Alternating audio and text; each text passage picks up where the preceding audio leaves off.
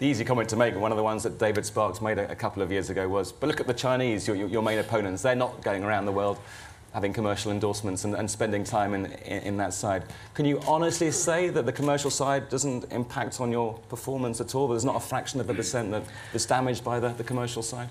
Not at all, because for me, like I said, I don't have to work full time, so it takes away a lot of time that I would be spending sat in an office trying to work alongside diving. That's put the pressure on Comrades Marathon. And finally, the colour run. OK, I think Rome and the colour are leading right now. I promise you some surprises. I think you can safely say Richard has just delivered them for you. I can really feel the buzz in the room, Richard. Fantastic announcements. What more can people see and hear tonight here? Let's hand over to James, who's in the room over there right now. Hello, Shinichi. Good evening, everybody. I've been let loose to explore a little bit on my own tonight before you all get a chance to have a look for yourselves. And I'm starting off in the 1950s lounge. I feel like I've been put onto the set of Mad Men. Samir, the same question for you. I asked some of the others.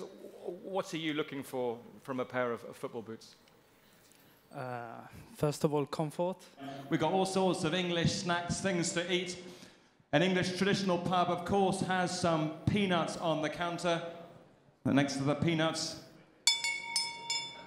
the bell for last orders. The good news for you guys is that last orders aren't for quite some time yet. Lots of stuff for you to look at in here. Plenty more shoes, but some games to play as well. Some traditional English games. This one is called Bar Skittles. Now, I've never played Bar Skittles in my life. I'm hoping that a little bit later on, someone's going to show me what you do, because it seems sort of a little bit simple to do that. I'm sure it's more complicated than that. We'll find out. But for now, back to you, Shinichi. And he's been travelling the world over a period of many months with his own election campaign at the moment, standing for the IAAF presidency. I think the fact that we have people here who used to work in local and many more out in Baku at the moment is just one of many positive reflections on the success of the London Olympics. Ladies and gentlemen, Lord Coe. As I said to you earlier on, this is my new favourite word, experiential. Now is your chance to go out, have a look, have a touch, and get as involved and have as much fun as you